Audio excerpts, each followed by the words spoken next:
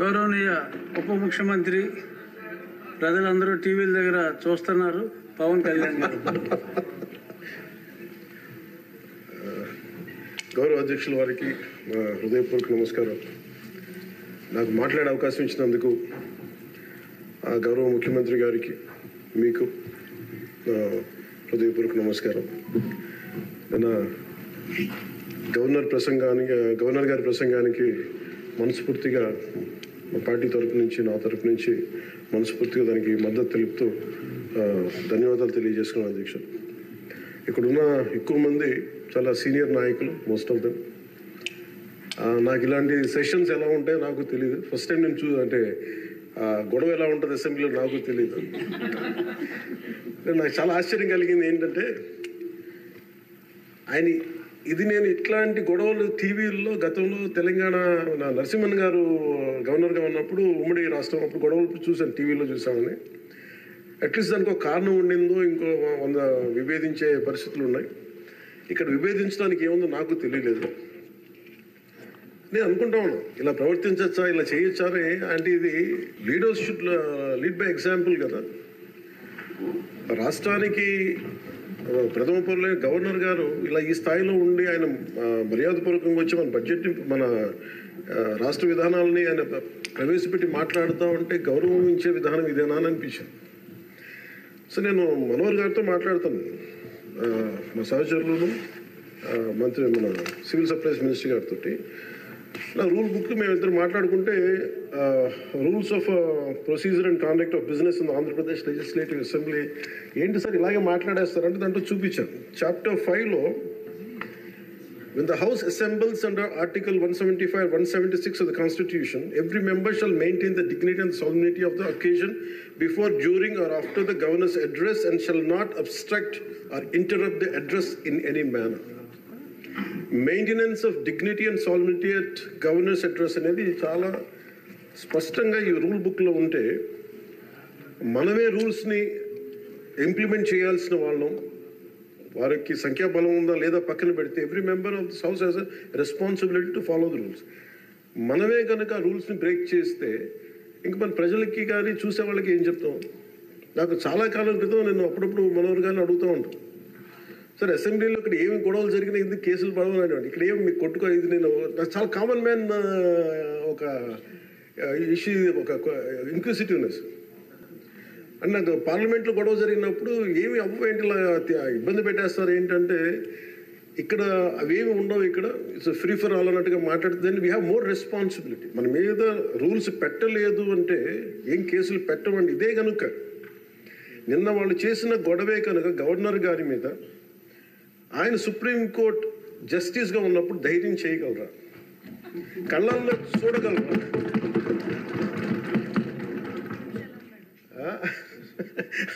నాకు అదే అనిపించింది. అంటే గౌరవించాల్సింది పోయి ఈ విధానం ఏంటనిపించింది. నిన్న టీవీ వాళ్ళని అడిగారు, మీరు వీళ్ళ వైసీపీ నాయకులు ఇలా మాట్లాడారు కదా, మీ ఇదేంటి అని. YCP synonym for ruckus.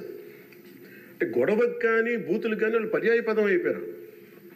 అంటే నిన్న చూసిన గొడవ జరిగిన తర్వాత నాకు నిజంగా అనిపించింది, గౌరవ ముఖ్యమంత్రి గారు అన్ని సంవత్సరాలు వాళ్ళు ఎలాగా వాళ్ళని తట్టుకొని నిలబడ్డారో ఆయనకి హ్యాట్స్ ఆఫ్ తెలియజేస్తాడు.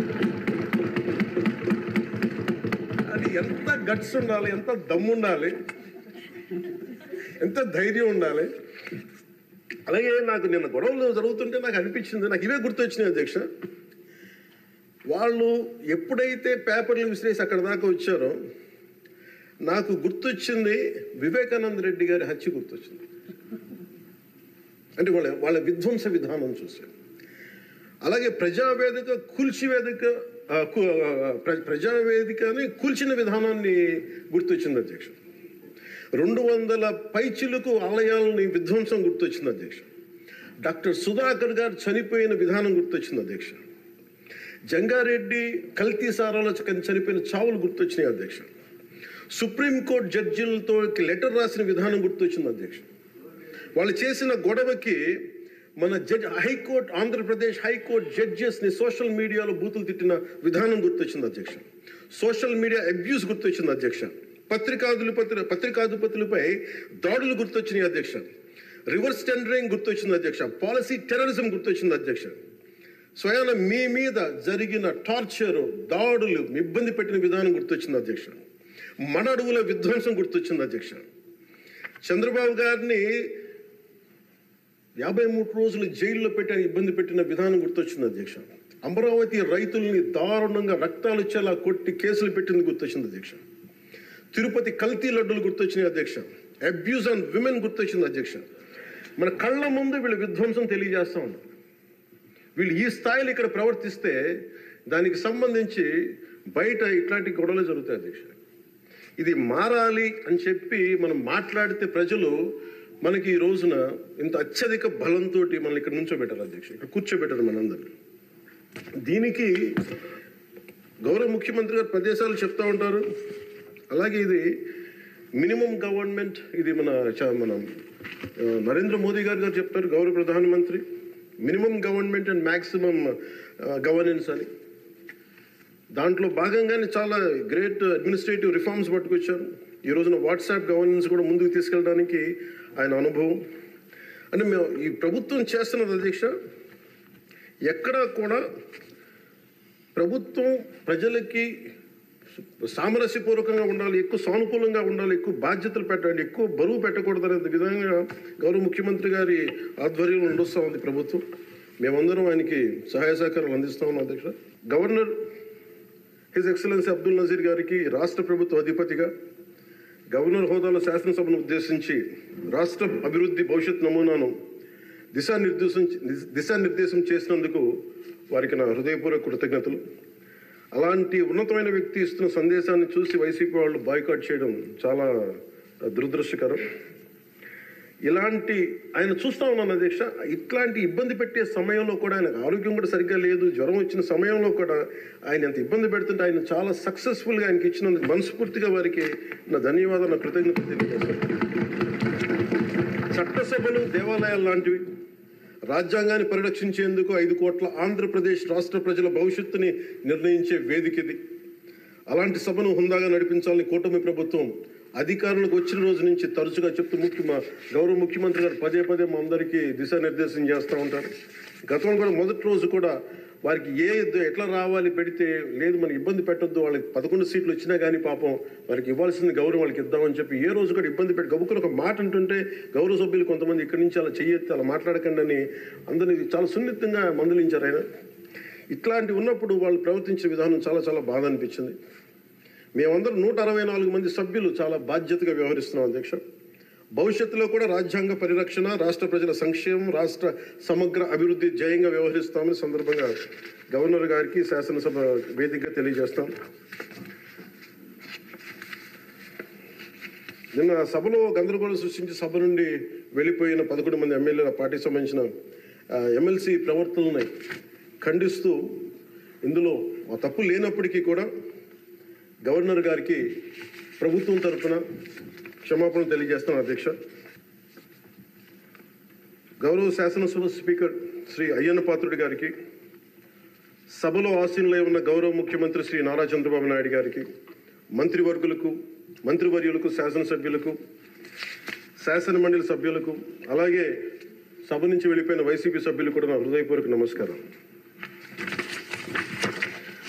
అధ్యక్ష, మేము ఆర్థిక ఇబ్బందులు పడుతున్న రాజధాని ఇచ్చి కూడా రాజధాని నిర్మించుకోలేని రాష్ట్రంలో గత ప్రభుత్వం రాజధానిపై నిర్మాణం దృష్టి పెట్టకుండా 3 ముక్కలాట ఆడింది.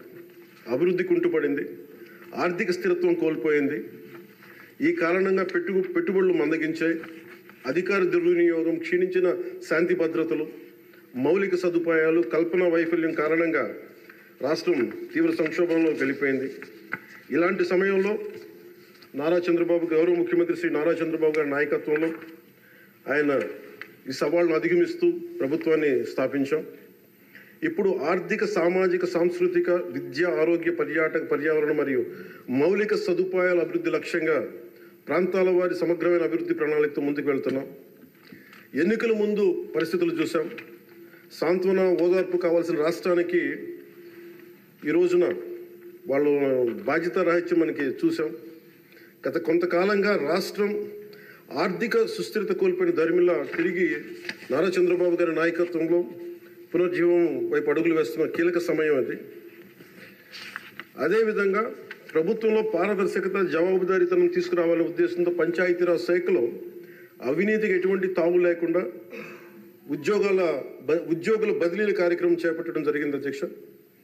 గ్రామ పంచాయతీలో ఘనంగా జాతీయ వేడుకలు జరుపుకోవాలనే ఉద్దేశంతో స్వాతంత్ర గణతంత్ర దినోత్సవాల వేడుకలను ఖర్చులను పెంచి పంచాయతీలకు అందించడం జరిగింది. ప్రభుత్వం అధికారంలోకి వచ్చిన వెంటనే ఒకే రోజు 13,326 గ్రామ సభలు నిర్వహించి ప్రపంచ రికార్డు సాధించామన్న ఈరోజు తీసుకున్న నిర్ణయాలను చిత్తశుద్ధితో అమలు చేసేందుకు పల్లె పండుగ పేరుతో కార్యక్రమం రూపొందించి 3 నెలల కాలంలో సంక్రాంతి పండుగ నాటికి రాష్ట్ర వ్యాప్తంగా ప్రతి గ్రామంలో రోడ్లు నిర్మించే చర్యలు తీసుకున్నాం అధ్యక్ష. కేంద్ర ప్రభుత్వం గ్రామీణ అభివృద్ధి శాఖ ఆధ్వర్యంలో ప్రతిష్టాత్మకంగా నిర్వహించే మహాత్మా గాంధీ జాతీయ ఉపాధి హామీ పథకం ద్వారా విడుదలవుతున్న నిధులను పూర్తి స్థాయిలో సద్వినియోగం చేసుకుంటూ అభివృద్ధి కార్యక్రమాలకి వినియోగం చేస్తూ కేంద్ర ప్రభుత్వం చేత ప్రశంసలు అందుకుంటున్న విషయాన్ని సందర్భంగా మీకు తెలియజేస్తాం అధ్యక్ష. దాదాపు 4,500 కోట్ల వ్యయంతో 30,000 అభివృద్ధి కార్యక్రమాలను ప్రారంభించి రాష్ట్ర వ్యాప్తంగా 4,300 కిలోమీటర్ల సీసీ రోడ్లు నిర్మాణం చేపట్టడం జరిగింది అధ్యక్ష. గత ప్రభుత్వం 5 ఏళ్ల హయాంలో 1,800 కిలోమీటర్ల సీసీ రోడ్లు నిర్మాణం చేస్తే కేవలం 6 నెలల కాలంలో గౌరవ ముఖ్యమంత్రి శ్రీ నారా చంద్రబాబు గారి నాయకత్వంలో కూటమి ప్రభుత్వం 4,300 కిలోమీటర్ల నిర్మాణం చేపట్టింది. ఇప్పటికీ 3,000 కిలోమీటర్లు పూర్తి కాగా ఇంకో 1,300 కిలోమీటర్ల రోడ్ల నిర్మాణం ముగింపు దశకి చేరుకునే అధ్యక్ష. ఇవే కాకుండా పాడి రైతుల ఆదాయాన్ని పెంచేలా పాడి పశువులకి రక్షణ కల్పించే ఉద్దేశంతో రాష్ట్ర వ్యాప్తంగా 22,500 గోకులాలని నిర్మాణం చేపట్టడం జరిగింది అధ్యక్ష. గత ప్రభుత్వం 5 ఏళ్ల కాలంలో కేవలం 268 మినీ గోకులాలు మాత్రమే నిర్మించింది అధ్యక్ష. వాళ్ళు 5 సంవత్సరాల కాలంలో వాళ్ళు నిర్మించింది 268 మినీ గోకులాలు అధ్యక్ష. ఎన్డీఏ ప్రభుత్వం నారా చంద్రబాబు గారి నాయకత్వం వచ్చింది 22,500 గోకులాలు మేము నిర్మాణం చేపట్టడం జరిగింది. అలాగే పంచాయతీరాజ్ శాఖ నుంచి ప్రత్యేకించి గత ప్రభుత్వం ప్రతి శాఖలో కూడా అవినీతిని నిధుల మళ్లింపు, దుబారా ఖర్చులు, నిర్లక్ష్య ధోరణి, భవిష్యత్ అవసరాలపై దృష్టి పెట్టకపోవడం వంటి కారణాలతో రాష్ట్ర భవిష్యత్తు వెనక్కి వెళ్ళింది అధ్యక్ష. దాని మీద గవర్నర్ గారి ప్రసంగం గ్రామీణాభివృద్ధి ప్రాముఖ్యత గురించి చాలా బలంగా నొక్కి చెప్పారు. రాష్ట్ర అభివృద్ధి గ్రామాలే బలమైన పునాదికి ఈ ప్రభుత్వం నమ్మి ఆచరించి చూపిస్తుంది. గ్రామ సభల నిర్వహణ, ఉపాధి హామీ పనులు, గ్రామీణ మౌలిక వనరుల అభివృద్ధి, తాగునీటి సరఫరా, పారిశుద్ధ్య సౌకర్యాల ఒక ఉద్యమంగా పల్లి పండుగను ముందుకు తీసుకెళ్తున్నాం అధ్యక్ష. ఈ ప్రయత్నాల ద్వారా విజన్ 2047కి అనుగుణంగా మన రాష్ట్రంలోనే దేశంలోనే నెంబర్ 1 లక్ష్యంగా నిలబెట్టాలని మనస్ఫూర్తిగా మేమందరం కృషి చేస్తున్నాం అధ్యక్ష. అదేవిధంగా రాష్ట్రంలో ప్రతి ఇంటికి స్వచ్ఛమైన తాగునీరు అందించేందుకు ప్రతి ఇంటికి పంప్ కనెక్షన్, నీటి కనెక్షన్ ఇవ్వాలనే ఉద్దేశంతో కేంద్ర జలశక్తి సహకారంతో ఆధ్వర్యంలో చేపట్టిన జల్ జీవన్ మిషన్ గత ప్రభుత్వం నిర్వీర్యం చేశారు. దాన్ని ఎక్కడ పైప్ లైన్లు వేస్తున్నాం, ఎందుకు వేస్తున్నాం కూడా తెలియకుండా నీటి వనరులు లేని చోట పైప్ లైన్లు వేశారు. అలా నిధులను చాలా దుర్వినియోగం జరిగింది. ఇప్పుడు దాన్ని ముందుకు తీసుకెళ్తున్నాం అధ్యక్ష. అలాగే మేము వచ్చినప్పుడు ఎన్నికల సమయంలో కుల గణన మాత్రమే కాదు, యువతలో నైపుణ్య గణన జరగాలని మేమందరం కోరుకున్నాం అధ్యక్ష, గౌరవ ముఖ్యమంత్రి గారి ఆధ్వర్యంలో. దాని ప్రకారమే విద్యాశాఖ మంత్రి, హెచ్ఆర్డి మినిస్టర్ శ్రీ గౌరవ మంత్రివర్యులు శ్రీ నారా లోకేష్ గారి ఆధ్వర్యంలో ఈ రోజున ఇక్కడ మనకి మంగళగిరిలో దాన్ని పైలట్ ప్రాజెక్టుగా ఈ స్కిల్ డెవలప్మెంట్కి సంబంధించిన సెన్సస్ జరుగుతూ ఉంది అధ్యక్ష. మనస్ఫూర్తిగా వారికి నా ధన్యవాదాలు కృతజ్ఞతలు తెలియజేస్తాను అధ్యక్ష. అలాగే ఆయన నాయకత్వంలో బీసీల నియామకం 10 మెరిట్ ఓరియంటెడ్, బీసీలని కాదు అన్ని కులాలకి న్యాయం జరిగేలా దాదాపు 10 మంది మెరిట్ ఓరియంటెడ్ బీసీలు నియమించింది మనస్ఫూర్తిగా వారికి నా అభినందనలు తెలియజేస్తాను అధ్యక్ష. అదేవిధంగా సామాన్యులకి వైద్య ఖర్చులు భారం కాకూడదనే ఉద్దేశంతో ఎన్నికలు ఇచ్చిన హామీ ప్రకారం 25 లక్షలు, 2.5 లక్షల నుంచి 25 లక్షల ఆరోగ్య బీమా అందించే లక్ష్యంతో ప్రణాళిక సిద్ధం చేస్తున్నందుకు మనస్ఫూర్తిగా ముఖ్యమంత్రి గారికి ధన్యవాదాలు తెలియజేస్తాను.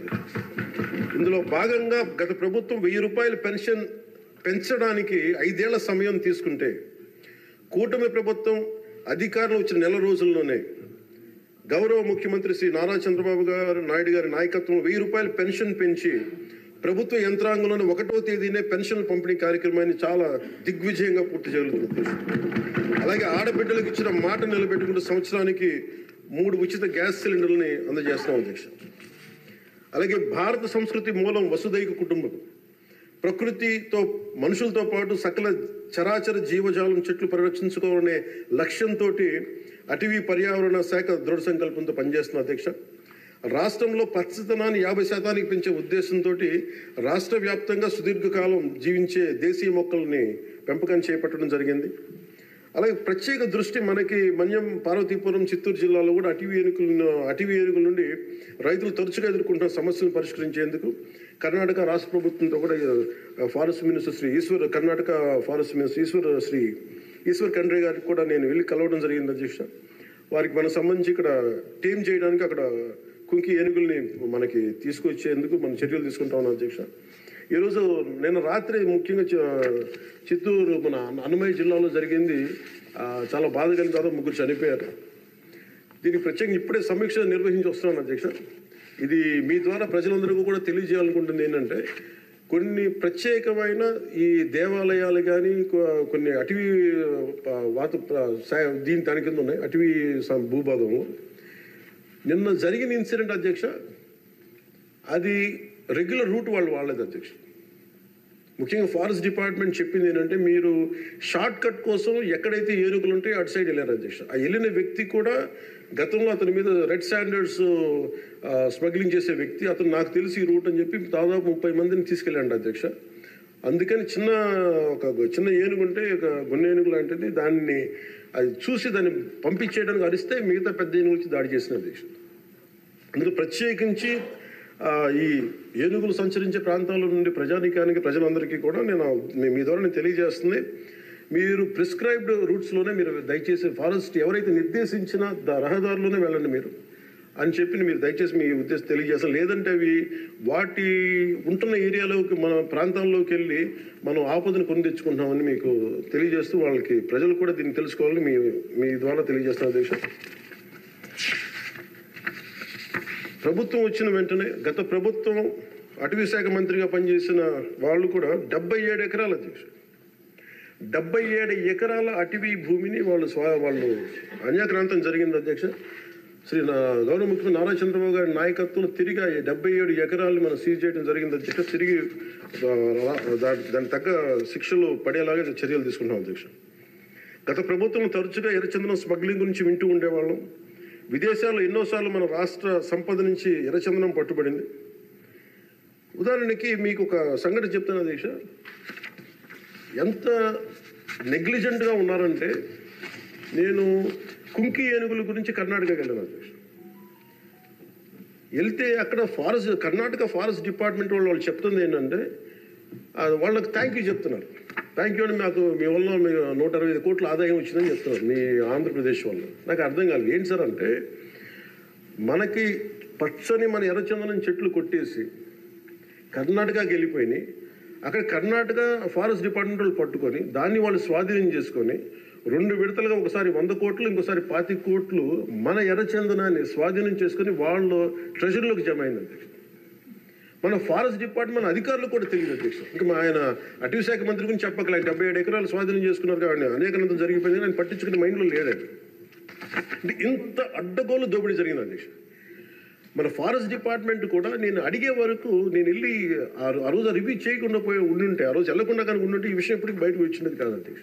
ఇలాంటి ఎన్ని జరిగినాయో కూడా దీని మీద గౌరవ ముఖ్యమంత్రి గారు ప్రత్యేకించి, ఇది లా అండ్ ఆర్డర్ సంబంధించిన విషయం కూడా కాబట్టి మీరు ప్రత్యేక దృష్టి పెట్టాలి ఫారెస్ట్ డిపార్ట్మెంట్ అనేది కూడా నేను మీ దృష్టికి తీసుకొస్తాను గౌరవ స్పీకర్ గారి ద్వారా. అలాగే వన్యప్రాణుల సంరక్షణ, వాటి ఆక్రమణ వేటను నిషేధించేందుకు అటవీ శాఖ చాలా కఠినంగా వ్యవహరిస్తుంది అధ్యక్ష. తీర ప్రాంతాలను పరిరక్షించేందుకు మడ అడవుల పెంపకంపై ప్రత్యేక దృష్టి పెట్టడం జరిగింది.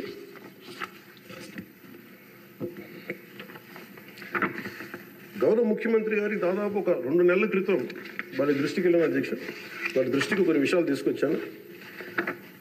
గత ప్రభుత్వం గత 5 సంవత్సరాల కాలంలో చాలా ముఖ్యంగా మీకు తెలుసు ఉత్తరాంధ్ర ప్రాంతంలో గిరిజన ప్రాంతాల్లో అసలు డోలీల ద్వారా పేషెంట్స్ని తీసుకొచ్చి అంబులెన్స్ వెళ్ళలేని గ్రామాలు ఉన్నాయి, రోడ్లు లేని గ్రామాలు ఉన్నాయి. చాలామంది మనకి న్యూస్ పేపర్లో మనకి న్యూస్ వచ్చేది, డోరీల ద్వారా తీసుకొచ్చి వాళ్ళు ఇబ్బంది పడే విధానం, దారిలోనే వాళ్ళకి డెలివరీ అయిపోయే పరిస్థితి, చాలా ప్రమాదకరమైన పరిస్థితులు ఉంటే గౌరవ ముఖ్యమంత్రి గారు అపాయింట్మెంట్ తీసుకుని ఒకసారి చెప్పాను, సార్ మన దగ్గర ఆర్థిక పరిస్థితి అన్నీ తెలిసి కూడా నేను ఆయన ఒత్తిడి పెట్టడానికి వెళ్ళాను. సార్ మీరు ఇట్లా ఉంది పరిస్థితి అంటే ఆయన అడ్మినిస్ట్రేటివ్ శాంక్షన్ ఒక 35 కోట్ల రోజున పెద్ద మనసుతో ఇచ్చారు అధ్యక్ష.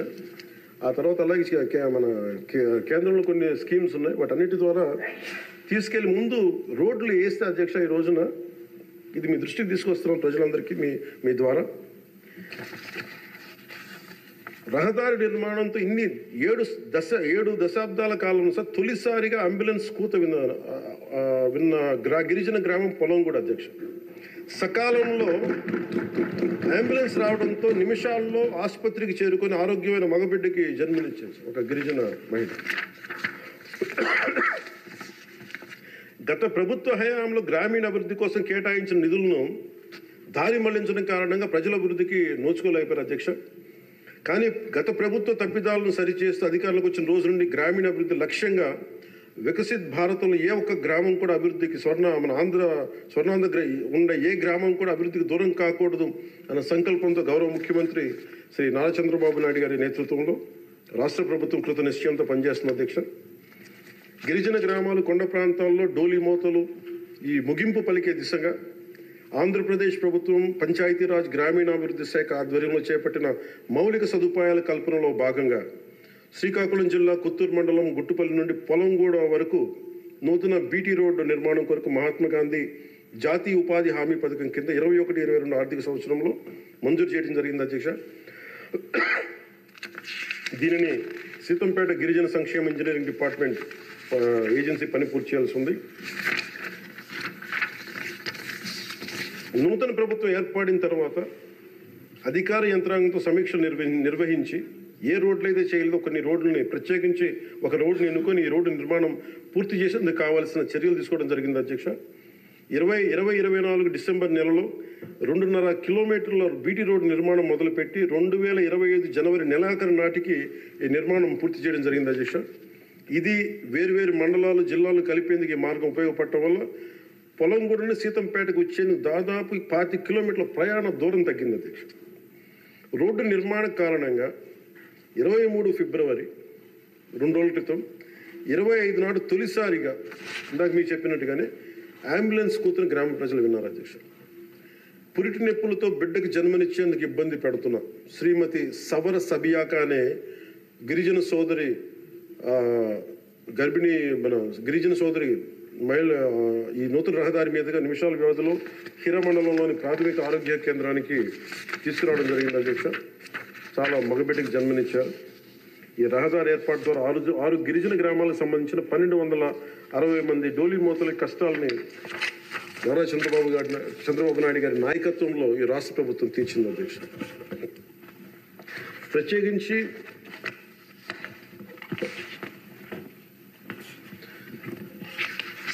ప్రధానమంత్రి గారికి ప్రత్యేక ధన్యవాదాలు మనందరికీ తెలియజేయాల్సిన, గౌరవ సభ్యులందరికీ తెలియజేయాల్సిన బాధ్యత ఉంది.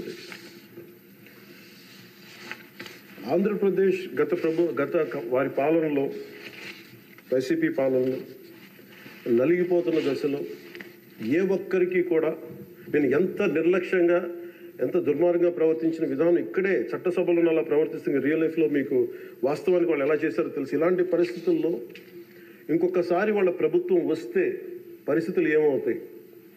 దాదాపు సుదీర్ఘ 4 దశాబ్దాల అనుభవం ఉన్న ఆయన్నే, గౌరవ ముఖ్యమంత్రి గారినే 53 రోజులు జైల్లో పెట్టి యువ నాయకులు, ఐటీ మంత్రివర్యులు వారు నారా లోకేష్ గారిని కూడా జైల్లో పెట్టడానికి ఇబ్బందులు పెట్టి ప్రయత్నాల్లో మనకి అచ్చెన్నాయుడు గారు, గౌరవ మంత్రి అచ్చెన్నాయుడు గారిని ఇబ్బంది పెట్టిన విధానం ఇక్కడ మొదటి మీరు వచ్చినప్పుడు ఎంతమంది ఇబ్బంది పడ్డారు అంటే మొత్తం దాదాపు 90% హౌస్ చేతులు ఎత్తారు అధ్యక్ష ఆ రోజున. అలాంటి పరిస్థితుల నుంచి నేను కోరుకుంది ఒకటే అధ్యక్ష, ఆ రోజున ఆంధ్రప్రదేశ్ 5 కోట్ల మంది ప్రజలకి మేము అండగా ఉండాలి, దానికి ఏమి చేయాలని చెప్పి ఎక్కడా కూడా ఓట్లు చీలకూడదని చెప్పింటే నన్ను తిట్టు లేదు అధ్యక్ష, అందరూ తిట్టారు. కానీ ఈరోజు నాకు ఆనందం ఏముందంటే అధ్యక్ష, ఈ రోజున గౌరవ ప్రధానమంత్రి నరేంద్ర మోదీ గారి దృష్టికి తీసుకెళ్ళి కేంద్ర నాయకత్వానికి తీసుకెళ్ళి ఆ రోజున మాకు ఇది కావాలి, మీరు చెయ్యాలి అని చాలా ఇంపాసిబుల్ టాస్క్లు అడిగాం అధ్యక్ష ఆ రోజున. ముఖ్యంగా విశాఖ స్టీల్ ప్లాంట్ అధ్యక్ష. విశాఖ స్టీల్ ప్లాంట్ అధ్యక్ష మీకు తెలిసిందే ఇది, కానీ ఒకసారి మన అందరం కూడా దీన్ని గుర్తు చేసుకోవాల్సిన అవసరం చాలా ఉంది అధ్యక్ష. ఇది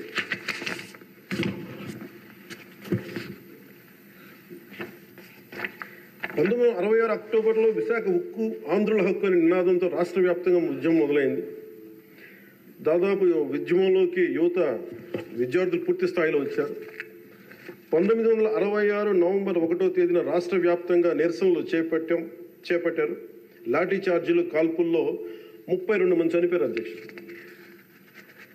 వీటిలో ఒక బిగ్ లిస్ట్ ఉంది అధ్యక్ష, 32 పేర్లు. ఉదాహరణకు కొన్ని పేర్లు చూస్తున్నా అధ్యక్ష. టి సన్యాసిరావు, అంజూరి అప్పారావు, తంగిళ్ళ సత్యం, పోల్నేని ఏసయ్య, మస్తాన్, హబీబుల్లా రెహమాన్, బాలమురళీకృష్ణ, సాంబశివరావు, పరాంకుశ్ దాస్. తెలంగాణ జగిత్యాల నుంచి సాయిరెడ్డి, కాకినాడ నుంచి బాబురావు గారు కానీ, ఇలా పీలేరు, ఆదిలాబాద్, వరంగల్, పలాస, ఉమ్మడి రాష్ట్రం నుంచి ఇంతమంది చనిపోయారు అధ్యక్ష. ఇది ఒక ఇంపాసిబుల్ టాస్క్ అధ్యక్ష. దీనిని ప్రైవేటీకరణ జరిగిపోతుంది అని అంటే ఎంత బలమైన ఇబ్బందులు పెట్టారంటే అధ్యక్ష. ఆ రోజున వీళ్ళు ఈ రోజున కూర్చోబెట్టి వీళ్ళు చాలా ఎక్కువ మాట్లాడుతూ ఉన్నారు. వీళ్ళు ఆ రోజున 21 జనవరి 27న విశాఖ ఉక్కు పరిశ్రమలో పెట్టుబడుల ఉపసంహరణ డిస్ఇన్వెస్ట్మెంట్ కేంద్రం ప్రకటన చేశారు అధ్యక్ష. ఆ రోజున వీళ్ళు మద్దతు పలికారు అధ్యక్ష. వైసీపీ నాయకులు మద్దతు పలకటమే కాకుండా వాళ్ళు కూర్చొని మమ్మల్ని అందరినీ ఇరకాటంలో పెట్టాలని. అలాంటి పరిస్థితుల్లో నేను మా నాయకులు మనోహర్ గారు వెళ్ళాం అధ్యక్ష ఢిల్లీకి. వెళ్ళి ఇక్కడ సభ జరిగింది. సభ జరిగితే మేము ఆ రోజున కేంద్ర మంత్రి, హోంమంత్రి శ్రీ అమిత్ షా గారిని కలిసాం అధ్యక్ష. ఉక్కు ప్రైవేటీకరణపై నిర్ణయం మీరు పునరాలోచించుకోమని చెప్పాను అధ్యక్ష. ఒకటే చెప్పాను అధ్యక్ష, ఈ రోజున ఇంతమంది చనిపోయారు, దాదాపు 32 మంది. మా ఆంధ్రప్రదేశ్లో తెలంగాణకి తెలంగాణ అన్న భావం ఉంటుంది. మా ఆంధ్రప్రదేశ్కి దురదృష్టం ఏంటో దౌర్భాగ్యం తెలియదు. మాకు ఎప్పుడు కులాల భావం తప్ప మేము ఆంధ్రులు అనే భావన మాకు లేదు. ఒకే ఒక్క చోట ఆంధ్రులు అనే భావం ఎక్కడ వస్తుందంటే విశాఖ స్టీల్ ప్లాంట్ ఒక్క దగ్గరే ఆంధ్రులు అనే హక్కు భావన వస్తుంది.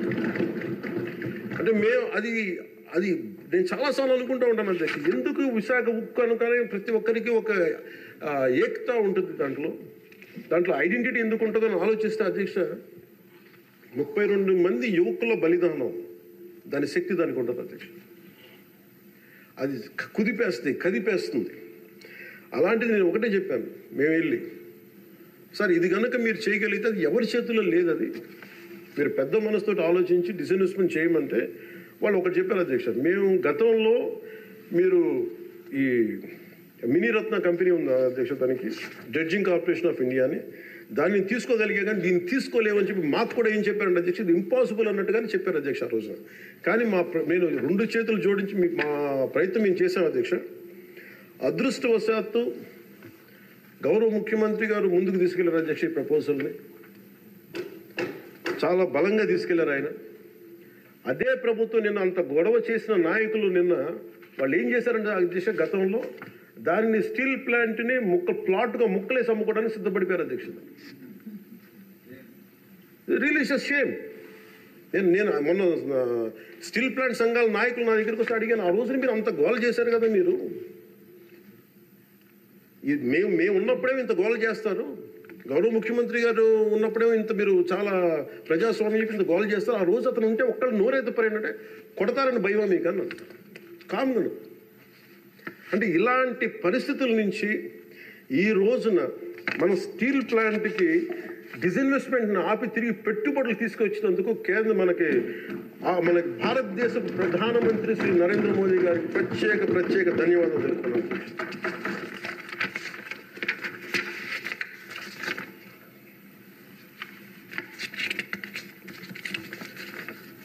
ఆ రోజు విశాఖ స్టీల్ ప్లాంట్ పరిరక్షణకి అఖిల పక్షం ఏర్పాటు చేయాలని మేము అడిగితే అధ్యక్ష, వాళ్ళకి గత ప్రభుత్వ నాయకుల్ని రాష్ట్ర ప్రభుత్వం స్టాండ్ ఏమిటో చెప్పాలంటారు. విశాఖ స్టీల్ ప్లాంట్ ప్రైవేటీకరణ జరగకుండా ఉంటే ఎలా ఆపుతారు చెప్పాలని ఇలా కళ్ళబుల్లి కబుర్లు చెప్తే చూస్తూ ఊరుకోమని వాళ్ళు మాట్లాడారు అధ్యక్ష. వైసీపీ నాయకులు కేంద్రం మా మాట వినదని చెప్పారు అధ్యక్ష. పదవులు కావాలి, బెయిల్ కావాలని అడిగితే స్టీల్ ప్లాంట్ ఎక్కడి నుంచి వస్తుంది అధ్యక్ష? కేంద్ర ప్రభుత్వం ప్రవేశపెట్టిన ప్రతి బిల్లుకి మద్దతు ఇస్తున్నప్పుడు స్టీల్ ప్లాంట్ కోసం ప్రత్యేకంగా గనులు ఎందుకు అడగలేదని వాళ్ళు నిలదీశారు అధ్యక్ష. నేను చెప్పాను మీకు ఒక కార్యాచరణ ప్రకటించండి. మాకు ఆ రోజున ఒక ఎమ్మెల్యే, ఆ ఎమ్మెల్యే కూడా మీరు తీసేసుకున్నారు. వైసీపీకి ఉన్నారు, మీకు టీడీపీకి ఉన్నారు. ఆ రోజు 175 మంది ఎమ్మెల్యేలు, 25 మంది ఎంపీలు. ఒక ఐక్య కార్యాచరణ ప్రకటించండి అంటే అండగా ఉంటామని చెప్తే కూడా వాళ్ళు కాపాడుకోలేపారు అధ్యక్ష. కానీ నారా చంద్రబాబు గారి నాయకత్వం మేము కాపాడుకున్నాం అధ్యక్ష. స్టీల్ మేము చాలా గర్వంగా చెప్పగలం, చాలా గర్వంగా చెప్పగలం అధ్యక్ష. అలాగే దీన్ని ప్రత్యేకించి అధ్యక్ష, ప్రధానమంత్రి గారికి మన సభ నుంచి అందేలాగా ఆంధ్రప్రదేశ్ మన అమరావతి మన క్యాపిటల్ దగ్గర నుంచి వెళ్ళేలాగా అక్కడికి అందేలాగా వారికి నా కృతజ్ఞతలు తెలియజేస్తాను అధ్యక్ష. I take this opportunity to express my wholehearted gratitude to Honorable Prime Minister Sri Narendra Modi ji for his unwavering trust in the Andhra Pradesh government and for extending the immense support in every aspect of state development. मैं इस अवसर पर माननीय प्रधानमंत्री श्री नरेंद्र मोदी जी को आंध्र प्रदेश सरकार पर भरोसा दिखाने और विकास में सहयोग देने के लिए अपना आभार व्यक्त करता हूं. The Polavaram project, Adhyaksha, there are key things. One is Polavaram project. The central government stood by us. That is, number one is Polavaram project, the lifeline of Andhra Pradesh. The Polavaram project is crucial for irrigation, resolving the drinking water crisis across the state. Under the previous regime, the project faced severe neglect with less than 10% of the work completed, leading to unnecessary cost escalations and delays due to reverse tendering. After forming the new government, Honorable CM Sri Nara Chandrababu Naidu Garu reassessed the project status and sought central support. The central government, under the leadership of Sri Narendra Modi ji, responded immediately, approving 12,157 crore for 24-25 and 5,936 crore for 25-26, ensuring rapid progress towards completion. The second one is Jal Jeevan Mission, Adhyaksha, safe drinking water for every household. The mission aims to provide 55 liters of safe drinking water per person daily through tap connections across 95.44 lakh households in Andhra Pradesh. The previous government failed to achieve even 1% progress in 5 years. The central government has sanctioned 27,000 crore for phase 1, boosting implementation efforts. The Andhra Pradesh government also has requested 54,000 crore for phase 2 and successfully advocated for an extension of the mission till 2028. And we acknowledge and we thank Honorable Prime Minister Sri Narendra Modi. Another major development projects worth 2.8 lakh crores. On June 7th, from Visakhapatnam, Honorable PM Sri Narendra Modi ji inaugurated and announced 2,08,548 crore worth of development projects, including a Visakha railway zone, for strengthening and connectivity and boosting regional transportation, green hydrogen hub and bulk drug park, positioning Andhra Pradesh as an industrial core leader, Chris City in Krishnapatnam industrial area, Tirupati district, enhancing economic opportunities, various national highway and railway projects improving infrastructure and connectivity, Urvakal industrial corridor driving employment generation in Rayalaseema region and reducing migration.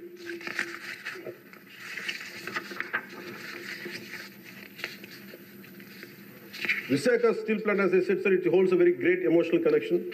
I'm grateful to Honorable PM for understanding and allocating funds for additional supporting, increasing its financial support from 620 crore to 8,620 crores for 24-25 and 3,295 crore for 25 and 26, ensuring its revival and profitability. We're grateful to Honorable PM Narendra Modi.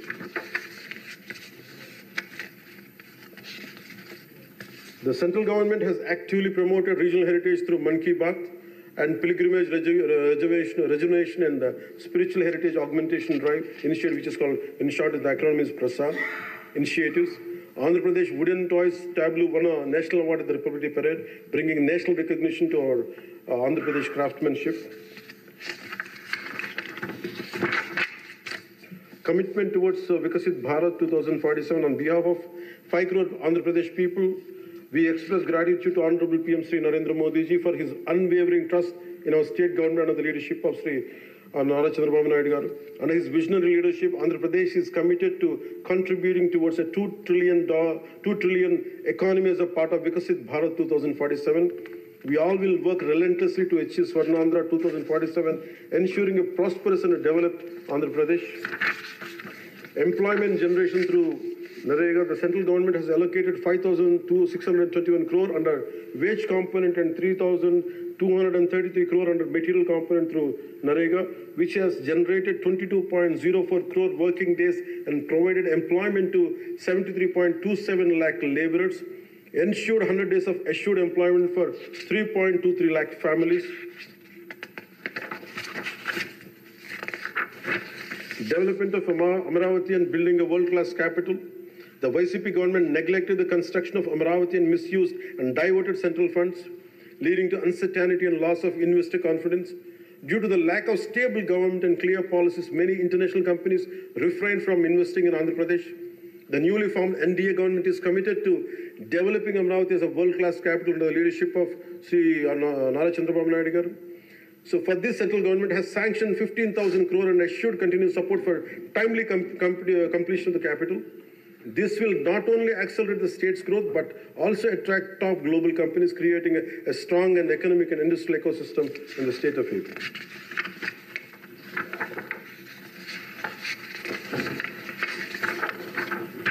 So once again, my sincere thanks to Honorable Sri PM Sri Narendra Modi ji and all esteemed central ministers for their support in transforming Andhra Pradesh into a growth powerhouse. एक बार फिर आंध्र प्रदेश को विकास महाशक्ति में बदलने में उनके समर्थन के लिए माननीय प्रधानमंत्री श्री नरेंद्र मोदी जी और सभी सम्मानित केंद्रीय मंत्रियों को मेरा हार्दिक धन्यवाद।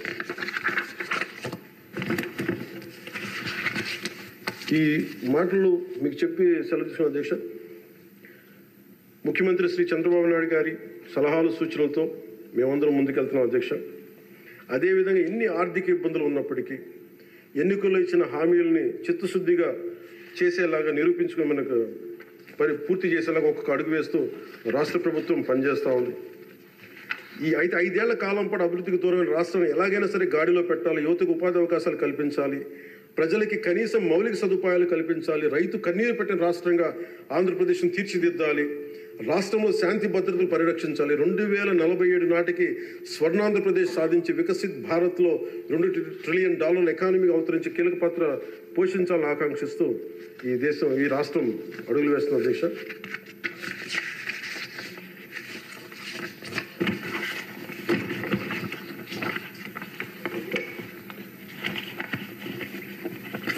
చాలా నలిగి వచ్చాము అధ్యక్ష. మీ మీద కూడా కేసులు పడ్డాయి, మిమ్మల్ని కూడా ఇబ్బంది పెట్టారు. ఇలాంటి సమయంలో one caution all of us, వ్యక్తిగతంగా నేను తీసుకున్న అధ్యక్ష, నా పార్టీ వ్యక్తులు కూడా చెప్తా ఉన్నాను, ఇది ప్రజలకు కూడా తెలియజేస్తాం. గత 5 సంవత్సరాల కాలం నలిగిపోయాం అధ్యక్ష. మేమందరం గౌరవ ముఖ్యమంత్రి గారు ఎంత నలిగిపోయారు మనందరికీ తెలుసు. ఎంత ఇబ్బంది పడ్డారు, ఇంట్లోంచి ఆడవాళ్ళు బయటికి రావాలంటే ఇబ్బంది పడ్డారు, రాష్ట్రంలో నవ్వు లేదు, భయాలు ఉండి, అలాంటి స్థాయి నుంచి మేమందరం కలిపి ప్రజల్లో విశ్వాసాన్ని చెరుకున్నాం అధ్యక్ష.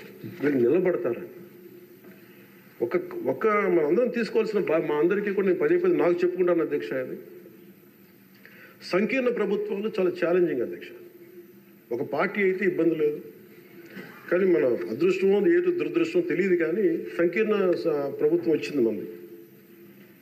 అది ఎటు తీసుకున్నా కానీ our commitment is for people అధ్యక్ష. ఎన్నిసార్లు కూడా చాలాసార్లు గౌరవ ముఖ్యమంత్రి గారికి నన్ను ఇబ్బంది పెట్టి చాలామంది చాలా రకాల వ్యాఖ్యలు చేసినప్పటికీ కూడా మేము ఎందుకు బలంగా కలిసి ఉంటాం అనడానికి ఇది వారి గురించో నా గురించో లేదా లోకేష్ గారి గురించి ఇంకెవరి గురించే కాదు, ఇది we have committed for people అధ్యక్ష. మేము ఆంధ్రప్రదేశ్ ప్రజల కోసం మేము నిలబడి ఉన్నాం అధ్యక్ష. ఇబ్బందిగా ఉంటాయి కొన్ని కానీ సంకీర్ణ ప్రభుత్వం కలిసి లేకపోతే మటుకు ప్రజలకి మేము ద్రోహం చేస్తున్నాం అధ్యక్ష. ఎట్టి పరిస్థితుల్లో కూడా అధ్యక్ష మేము మీకు మాటిస్తున్నాం, ప్రజలకు మేము మీ ద్వారా మాటిస్తున్నాం. మాలో ఎన్ని ఇబ్బందులు ఎన్ని ఇట్లాంటివి వచ్చినా, ఎవరైనా మాట్లాడిన గౌరవ సభ్యులు ఎవరైనా మాట్లాడిన మేము వీటిని అధిగమించి ప్రజల్లో మన్నను చూరుకొని 15 సంవత్సరాలు ఖచ్చితంగా మా ఎన్డీఏ ప్రభుత్వం ఉంటుంది. ఎన్ని ఇబ్బందులు ఉన్నప్పటికీ కింద పడతాం, మీద పడతాం, అవి మా ఇంటి విషయాలు అధ్యక్ష, అవి మన ఇంటి విషయాలు, అవి మన ఎన్డీఏ కూటమి విషయాలు, మన కుటుంబ విషయాలు. కింద పడతాం, మీద పడతాం, ఒక మాట అనొచ్చు, ఇంకోటి అనొచ్చు, నాకు ఏం అభ్యంతరం. కానీ ఇంకొకసారి మటుకు గవర్నర్ గారికి గౌరవం ఇవ్వని వ్యక్తుల పార్టీ మటుకు ఈ సభలో అడుగు పెట్టకూడదు. వాళ్ళకి ఇప్పుడు అధికారం రాదు. దీంట్లో మనం ప్రజాస్వామ్యం కేవలం ఎన్నికల విజయాలతో పరిపూర్ణం కాదు అధ్యక్ష. మంచి పరిపాలన అందించాలంటే జవాబుదారీతనంతో కూడిన చర్చలు అవసరం అధ్యక్ష. ప్రతిపక్షం అనేది లేదు. నేను చెప్పాను, మాకంటే ఒక సీట్ వచ్చినా మీరు ప్రతిపక్షంలో కూర్చుంటారు కానీ నేను సంతోషంగా ఉంటానంటే పాపం లేదు. మీ ప్రజలు మీకు ఇవ్వలేదు అవకాశం. లేదు, మాకు దామాషా పద్ధతి ప్రకారం పర్సంటేజ్ ప్రకారమే మాకు ఓట్లు మాకు ప్రతిపక్షం కావాలంటే they should go to Germany అధ్యక్ష. అక్కడ ప్రాసెస్ ఉంది, అక్కడ ఫెసిలిటీ ఉంది, అక్కడ సౌలభ్యం ఉంది. మీరందరూ తలా కాంట్రిబ్యూషన్ చేసుకుని సభ్యులందరూ వాళ్ళకి కూర్చొని ఫ్లైట్ టికెట్ వేసి పంపిస్తాం అధ్యక్ష. అంటే ఇక్కడ మనకున్న, అంటే మనం సరదాగా మాట్లాడుకున్న మనకున్న బాధ్యత, మనమే అధికార పార్టీ, మనమే మన గౌరవ ముఖ్యమంత్రి గారు చెప్పారు అధ్యక్ష, మనమే ప్రతిపక్షంగా కూడా ప్రవర్తించాలని. అంటే నిర్మాణాత్మక ప్రతిపక్షంగా యాజ్ ఎ కాన్షియస్ కీపర్గా. సింగపూర్లో మనకు తెలిసి PIP, People's Action Party, which is initiated by great leader Lee Kuan Yew, స్వీయ నియంత్రణ కోసం వాళ్ళు అధికారంలో ఉండటం కారణంగా స్వీయ నియంత్రణ కోసం అధికార పార్టీలోనూ విభిన్నమైన అభిప్రాయాలతో కూడిన చర్చలు చేస్తారు అధ్యక్ష. భారతదేశ స్వాతంత్రం వచ్చాక పార్లమెంటు మొట్టమొదటి సమావేశ సందర్భం ప్రస్తుత సభకి ప్రజలు ఇచ్చిన తీర్పును ప్రతిబింబిస్తుంది. అప్పుడు ఇతర పార్టీ నుండి గెలిచిన అంబేద్కర్ గారిని న్యాయశాఖ మంత్రిగా నియమించారు. ప్రతిపక్ష జనసంఘ చెందిన శ్యామ్ ప్రసాద్ ముఖర్జీ నెహ్రూ గారు మంత్రివర్గంలో చేర్చుకున్నారు. వారు బాబు రాజేంద్ర ప్రసాద్ గారిపై అనేక నిర్ణయాలపై విభేదించేవాళ్ళు. ఎమర్జెన్సీ తర్వాత వచ్చిన ప్రభుత్వంలో కాంగ్రెసేతర పక్షాలు వాజ్పేయి గారు కానీ, మొరార్జీ దేశాయ్ గారు కానీ, చరణ్ సింగ్ గారు విభిన్నమైన పక్షాలు భాగస్వామ్యమైనవి. నేటి ఆంధ్రప్రదేశ్ పరిస్థితి స్వాతంత్రం సిద్ధించిన తర్వాత లేక ఎమర్జెన్సీ తర్వాత దేశ పరిస్థితిని గుర్తు చేస్తున్న అధ్యక్ష. రెండో ప్రపంచ యుద్ధంలో కూడా బ్రిటన్కి జాతీయ ఐక్యత అవసరమైనందున లేబర్ పార్టీ నాయకుడు అట్లీ చర్చిల్ సంకీర్ణ మంత్రివర్గంలో మంత్రి అయ్యారు. మా పార్టీ, మా కూటమి పాత తరం విలువలతో కూడా రాజకీయం చేస్తాం అధ్యక్ష. అందుకు ఈ ఇబ్బందులు మేము నిలబడతాం. ఈ దేశ ఇలాంటి విపత్కర పరిస్థితుల్లో నేషనల్ రీకన్సిలియేషన్ క్యాబినెట్ అని అన్ని పక్షాలతో క్యాబినెట్ ఫామ్ చేస్తారు అధ్యక్ష. ఇప్పుడు మన రాష్ట్రంలో ఉన్నది స్టేట్ రీకన్సిలియేషన్ క్యాబినెట్ అని చెప్పొచ్చు అధ్యక్ష. ప్రతిపక్షంగా ఉండాల్సిన వాళ్ళు ముఖం చాటేస్తున్న ఈ సందర్భంలో అధికార పక్షం, ప్రతిపక్షం కూడా మేమే అధ్యక్ష. ఇది ఒక్కోసారి మాలో మేము, ఉదాహరణకి టీటీడీలో ఒక తప్పు జరిగింది అధ్యక్ష. చిన్న పాలనా ఇష్యూ, అది కొన్ని ప్రాణాలు కోల్పోయి ఆ రోజు నేను వాళ్ళందరికీ వెళ్ళి క్షమాపణ చెప్పాను అధ్యక్ష. దేనికంటే ఇది నాకు సంబంధం లేదు అని అనుకోవడం కాదు. మా సభ్యులు ఉన్నారు అక్కడ మన తిరుపతి. ఎందుకు క్షమాపణ చెప్పానంటే అధ్యక్ష, బాధల్లో ఉన్న వాళ్ళకి, ప్రాణాలు కోల్పోయిన వాళ్ళకి మనం తగ్గి మీ బాధలు మనం తిరిగి ప్రాణాలు తీసుకురాలేము అధ్యక్ష. కానీ మేము ఉన్నాం మీ బాధలను పంచుకోవడానికి. ఏదో కొంత ఊరట చెప్పకపోతే అధ్యక్ష, అది మనందరం తప్పు చేసిన వాళ్ళు అవుతుంది అధ్యక్ష. మనం ఆ రోజు తప్పు చెప్పకుండా ఉంటే, ఆ రోజు మనకి సారీ చెప్పకుండా కనుక ఉంటుంటే అధ్యక్ష, వాళ్ళని బలం చేసిన వాళ్ళు అవుతాం, వాళ్ళు బలం పెంచిన వాళ్ళు అవుతాం అధ్యక్ష. ఎట్టి పరిస్థితుల్లో కూడా 11 సభ్యులుండి వాళ్ళు ఇంకా ఇంత గోల చేయగలుగుతారంటే వాళ్ళకి ఒకటి పెరిగితే ఎంత గోల చేస్తారో మనం అందరం కూడా ఆలోచించాల్సిన అవసరం ఉంది.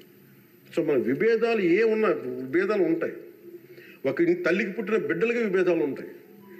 మనందరం రకరకాల పార్టీల నుంచి వచ్చాం, రకరకాల పరిస్థితులు. కానీ మనందరం కమిట్మెంట్ ఫర్ ఏ వికసిత ఆంధ్రప్రదేశ్, స్వర్ణ ఆంధ్రప్రదేశ్. గౌరవ ముఖ్యమంత్రి గారు ఎందుకు నాకు అంత గౌరవం అంటే, ఒక పార్టీ నడపడం ఎంత కష్టం నాకు తెలుసు అధ్యక్ష. 4 దశాబ్దాల నుంచి నేను ఒకవైపు ఆయన చంపి ఆయన ఇబ్బంది పెడతా ఉంటాను. సార్ నాకు ఇది కావాలి, మాకు డబ్బులు ఇవ్వండి. డబ్బులు నా కోసం కాదు, నేను అడిగేది ఏం అడుగుతాను, రోడ్లు కావాలని అడుగుతాం. లేదంటే గౌరవ సభ్యులందరూ నాకు రోజు మా పంచాయతీలో రోడ్లు లేవు, ఈ ఇబ్బందులు ఉన్నాయంటే ఫైనల్గా మళ్ళీ నేను వెళ్ళి ముఖ్యమంత్రి గారే చేయి చేస్తాను. ఆయనేమో పయ్యావుల కేశవ్ గారి వైపు చూస్తారు. అలాగే మీకు ప్రతిసారి ఇబ్బంది ఉంటుంది అధ్యక్ష. కానీ వీటన్ని అధిగమించాలంటే we have to show hour collective commitment and leadership to the state of Andhra Pradesh and to it's people. That is very essential from ఇది మనం. ఎందుకంటే ప్రతిసారి బ్యూరోక్రాట్స్ కూడా మనం బలంగా ఉంటేనే బ్యూరోక్రసీ కూడా చాలా బలంగా పనిచేస్తుంది అధ్యక్ష.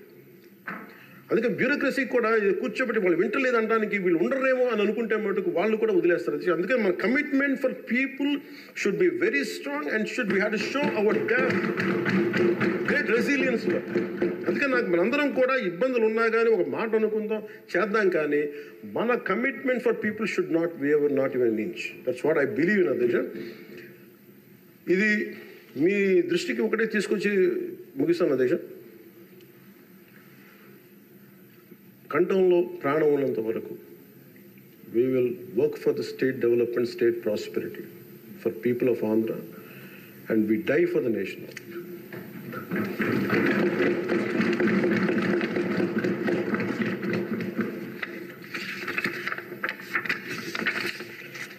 మరోమారు గౌరవ స్పీకర్ గారి ద్వారా గవర్నర్ గారికి మనస్ఫూర్తిగా ధన్యవాదాలు తెలియజేస్తూ, ఎప్పటికప్పుడు మీ సలహాలు సూచనలు అందిస్తూ ప్రభుత్వం నుంచి మంచి పరిపాలన అందించేందుకు సహకరిస్తానని ఆశిస్తున్నాను.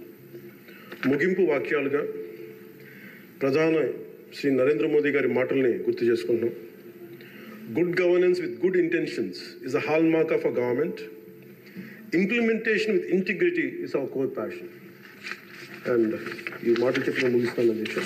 నాకు అవకాశం ఇచ్చిన గౌరవ స్పీకర్ గారికి, అలాగే గౌరవ ముఖ్యమంత్రి గారికి, గౌరవ సభ్యులందరికీ, పేరు పేరు అందరికీ, మంత్రివర్యులందరికీ నా ధన్యవాదాలు తెలియజేస్తాను. జై హింద్. గతంలో ఉమ్మడి రాష్ట్రంలో మీరు ముఖ్యమంత్రిగా ఉన్నప్పుడు నేను అటవీ శాఖ మంత్రిగా పనిచేసిన సంగతి మీకు గుర్తుంది. అప్పుడు మీరు ఒక కార్యక్రమం చేపట్టారు, అందరికీ సంతోషకర కార్యక్రమం అది గుర్తు చేయాలని మీ సమావేశం మీకు తెలియజేస్తున్నాను. ఆ రోజుల్లో మీరు గ్రీన్ కార్ప్స్ అని చెప్పి ఒక కార్యక్రమం పెట్టారు సార్. ఇప్పుడు పవన్ కళ్యాణ్ గారు ఆ శాఖలో మంత్రిగా ఉన్నారు, అటవీ శాఖ మంత్రిగా ఉన్నారు. అప్పుడు అటవీ శాఖ ద్వారా కార్యక్రమం చేసాం సార్. అప్పుడు ఉమ్మడి రాష్ట్రంలో సార్ ఉప ముఖ్యమంత్రి గారు 5 లక్షల మంది పిల్లలని సార్ తయారు చేశారు. హై స్కూల్స్ నుంచి జూనియర్ కాలేజ్ నుంచి. విద్యాశాఖ మంత్రి గారు కూడా ఇక్కడ ఉన్నారు సార్, మీరు కూడా వినాలి సార్. 5 లక్షల మంది కుర్రవాళ్ళని పిల్లలు తయారు చేసి గ్రీన్ కార్పొరేట్ పేరు పెట్టాం సార్. ఆఫీసులో కూర్చొని ఒక పిలిపిస్తే 5 లక్షల మంది ఒకే రోజు 5 లక్షల మొక్కలు ప్లాంటేషన్ చేసేస్తారు. అటువంటి కార్యక్రమం అప్పుడు అనకూడదు, నోరు జరుగుతుంది నాకు. ఈ ప్రభుత్వం వచ్చిన తర్వాత కనుమరుగైపోయింది సార్. మళ్ళీ ఒకసారి విద్యాశాఖ మంత్రి గారు, మీరు ముఖ్యమంత్రి గారు ఆలోచన చేసి ఆ కార్యక్రమం పెట్టండి సార్. చిన్నపిల్లలు 10th క్లాస్ ఇంటర్మీడియట్ పిల్లలు మొక్కలు నాటే కార్యక్రమాల్లో పర్యావరణం మీద అవగాహన వచ్చే కార్యక్రమం మంచి కార్యక్రమం సార్. దాన్ని మళ్ళీ రివైజ్ చేస్తే బాగుంటుందని చెప్పి నా ఆలోచన సార్.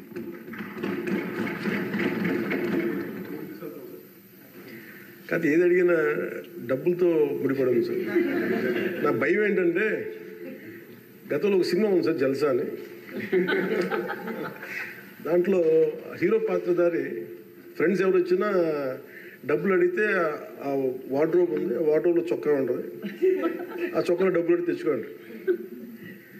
సో ప్రతిసారి వెళ్ళను, ఒక్కో ఫ్రెండ్ అడిగితే డబ్బులు కట్టి అక్కడ తెచ్చుకోండి. ఒకసారి ఉంగరం తీసుకుంటే ఇంకో తీసుకుంటూ ఉంటారు. 3 సార్లు అయిపోయి 5వ సారి కూడా వచ్చిన తర్వాత అసలు ఎవరైతే చొక్కా పోయి అతను బయటకు వస్తాడు.